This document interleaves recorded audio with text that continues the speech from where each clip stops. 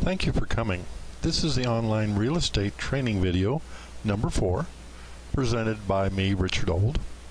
Today we're going to be talking about finding a good realtor, fair market value, and margin of profit.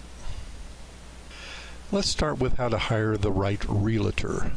It's very hard to find a good realtor. I figure there's about 7 out of 100 realtors are any good at what they do, because 7 out of 100 make almost all of the money. Everyone else is part-time or just getting started or not very good yet. I need one that will help me find the fair market value, FMV, and I don't want them to charge me for it. And the good ones will know that they will get their money later on, so they will go ahead and do that. If I don't have a good fair market value, it's very difficult for me to determine what to offer on the house. So they're very important, and I'd like to make a relationship with a good realtor. Also, when we do use a realtor in a transaction, I'd like for them to reduce their income, and a lot of them will do that. I want one that will understand your plan and is prepared to work with you, because the vast majority don't want to make an offer of, let's say, 50% below market value. As a matter of fact, I have many clients who have told me in the past that the realtor told them, well, they couldn't possibly make an offer that low. Well, number one, the realtor lied to them, because they can make an offer that low. And number two, by law, they have to make that offer. So I'd say that was a realtor I wouldn't want to work with. If they're going to lie to me right to my face and tell me that there's something that they can't do, it would be illegal for them not to, I'm not interested in them. I'd also like a realtor that can recommend good appraisers, surveyors, termite inspection, just about any contractor of any type, because I need to get as many people as I can on my Google spreadsheet that we've talked about in the past. Probably my video number 1. You need to have as many people as you can to work with, because each one of those people is worth a lot of money to you. So every time you can gather another person, that's more money you're putting in the bank you can get back later on. And go revisit webinar number 1 if you don't understand that yet. I'd also like a realtor that is familiar with the county, city down payment assistance programs, maybe first-time buyer programs, things that will help me get my buyers into my houses. So let's talk about fair market value, FMV. The key to investing in real estate is structuring a good deal, and it's your ability to find the fair market value that will help you do that. It's not everything, but it's a good start. You'll hear many times that you make your money on the house investment when you buy the house, not when you sell it. That's because if you don't buy it at a reasonable price, there's no way you can get your money back out of it. To find fair market value, we could use comparables, look at the courthouse records, appraise, and tax assessed value. So I want to go over all of those. Let's stick with single family or duplex quad type places. Let's talk about comparables, because that's the most basic and commonly used method, something we're going to get from the realtor, hopefully for free.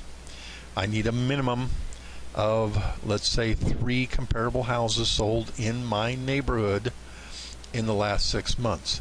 Now, it could possibly be in a different subdivision, but there are certain problems once I get away from my house.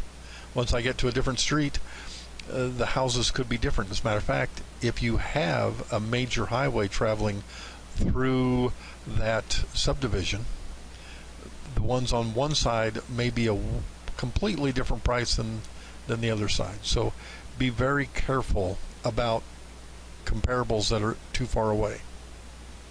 What about courthouse records? Well, it's quite a bit more work, because you actually have to go and do the work. But you can research houses that have recently sold in your community. You can also find a lot of that information on the internet. What about appraisals? Well, an appraisal is obviously a great way to find out the price or the value of that house, but it's also going to cost you maybe $450 or more.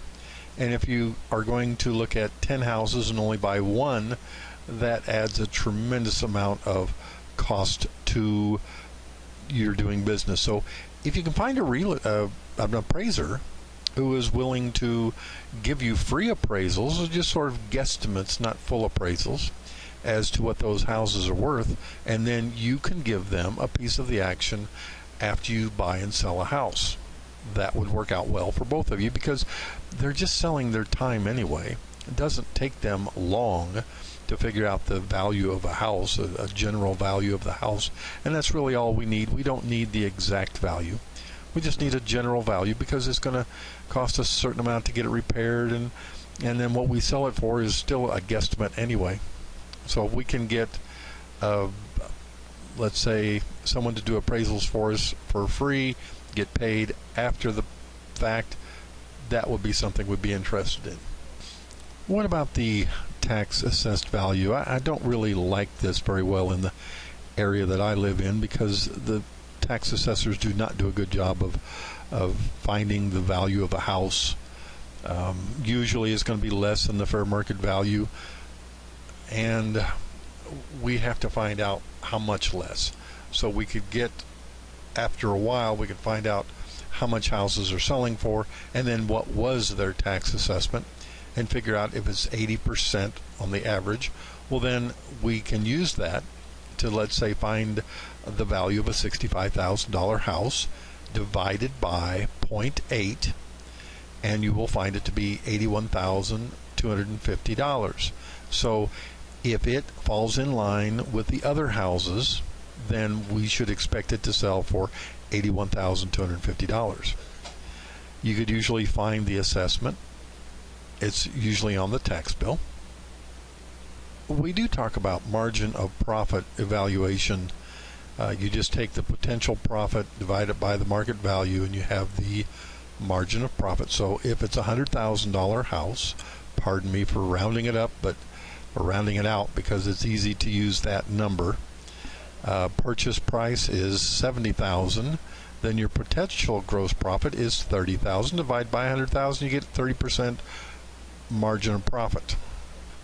So the margin of profit expectations might be 30 to 50% or more, and it might depend on the type of property. For example, single family residence, fairly easy to sell, so 25 to 30%. Multifamily is more difficult to sell because you have fewer people to sell to, so it would be 35 to maybe 40%. Mobile homes depends on your area. Some areas you can't hardly sell them. Other ones you can sell them easily. So it doesn't really give me just putting in 30 to 50% because I don't really know. Depends on your area. Check it out. Raw land, well, hard to sell. So I would like to get 40 to 50%. Only hard to sell because it's hard to find someone who wants to buy raw land. So with that, we end up video number 4. The next video will be online real estate training video number 5, and we're going to go over property inspection as used as a negotiation tool, some contract terminology, and what makes a no-risk contract. So I appreciate you guys coming on board. Thanks for listening, and hope to catch you at video number 5.